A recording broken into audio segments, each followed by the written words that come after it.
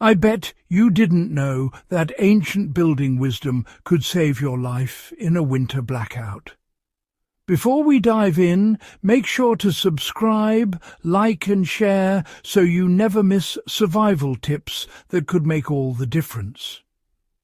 The wind howls outside, a relentless, mournful sound against the glass. Your world, once bright and warm, has fallen silent. The power is out.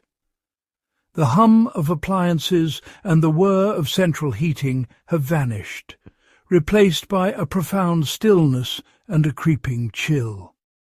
Your modern house, engineered for comfort, now feels fragile against nature's raw power. You wrap yourself in blankets, but the cold seeps in through every crack. The digital thermostat is a blank, useless screen. The temperature inside drops rapidly, mirroring the falling temperatures outside. We've built our lives on the assumption of constant warmth and power, but nature reminds us of our fragility. Extreme weather and power failures are no longer rare. They're a growing reality. Our homes may not be the safe havens we imagine. But what if the solution to surviving the cold lies not in the future, but in the wisdom of the past? It may sound surprising, but medieval stone castles and cottages can outperform modern homes during a blackout. When electricity fails, our thin-walled houses lose heat fast. They're built to be actively heated. Medieval structures, by contrast, were designed to work with nature, using principles we've largely forgotten. We'll explore how massive stone walls, lime plaster, and even tapestries kept people warm through harsh winters. These weren't just architectural choices, they were survival strategies. By understanding these ancient techniques, you'll see your own home's weaknesses and learn how to fortify it. Let's uncover these secrets, one stone at a time. Picture a thick stone wall basking in the warmth of a fire or the winter sun.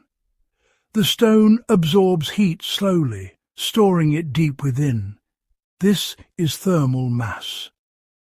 Medieval builders knew their walls acted as giant, passive heat batteries. As night falls, the stone releases stored warmth, keeping rooms comfortable. Unlike modern homes, stone walls store energy, not just slow heat loss.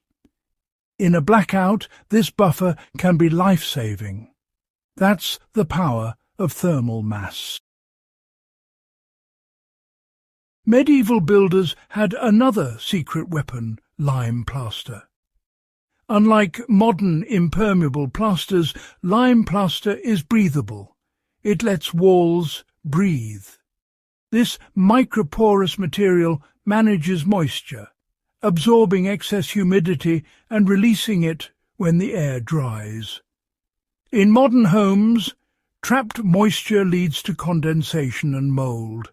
Lime plaster prevents this naturally. It's also self-healing. Tiny cracks seal themselves as lime particles react with moisture. Its natural alkalinity resists mold and bacteria, keeping the air healthier. Lime plaster acted as a dynamic, protective skin for buildings. It regulated humidity, healed itself, and kept the structure and its inhabitants safe from damp and decay. Step into a medieval hall and you'll see vast stone walls draped with heavy tapestries. More than decoration, these thick fabrics were vital insulation, shielding against the cold radiating from stone. Hanging a tapestry created a pocket of still air, much like double glazing. dramatically reducing heat loss. This simple technology made rooms warmer and more comfortable, allowing people to sit near walls without a chill. Tapestries absorbed sound, softened the space, and could be moved or stored seasonally. Wool, the common material, is naturally insulating, water-repellent, and flame-resistant.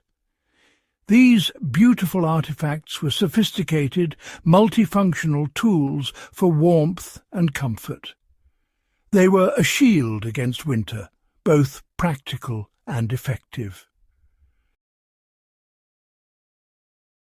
If medieval techniques worked so well, why did we abandon them?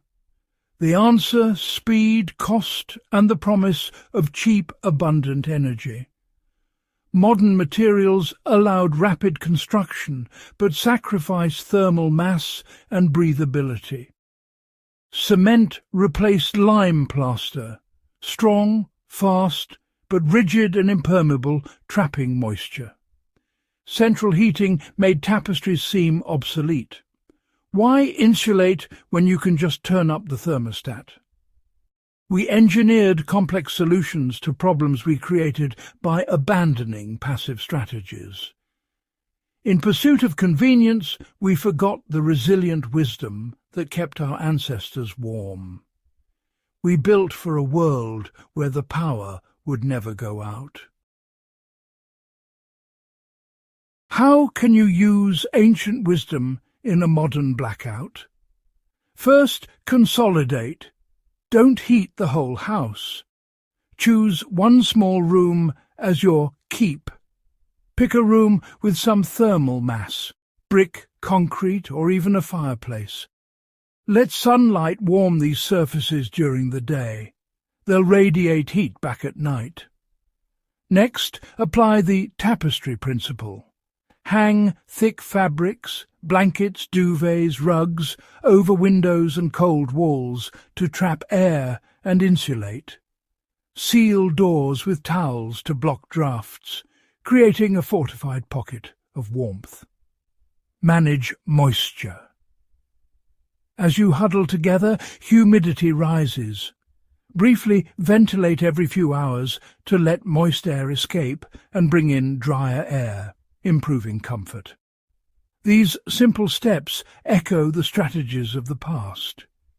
You can't rebuild with stone, but you can create a defensible, warm space. Survival is about adapting old wisdom to new realities. In a blackout, these principles can make all the difference. Your keep becomes your lifeline. Preparedness is calm, deliberate action, not panic. Start by choosing your keep, a small, well-insulated room with some thermal mass. Assemble a tapestry kit. Blankets, duvets, sleeping bags, tape and pins, ready to insulate your keep. Add reflective foil insulation, if possible. Use dark containers of water as thermal batteries. Let them absorb sunlight by day, release heat by night. Practice your plan. Spend an evening in your keep without heat, hang your tapestries and seal drafts. Test and improve your setup before a real emergency. Every bit of preparation helps maintain warmth and comfort. By rehearsing, you'll build confidence and spot weaknesses. When the storm comes, you'll be ready. The wisdom of medieval builders is more relevant than ever. Their thick walls, breathable plasters, and layered insulation were sophisticated, passive survival systems. Today's challenges are new, but the threat of winter's cold is timeless.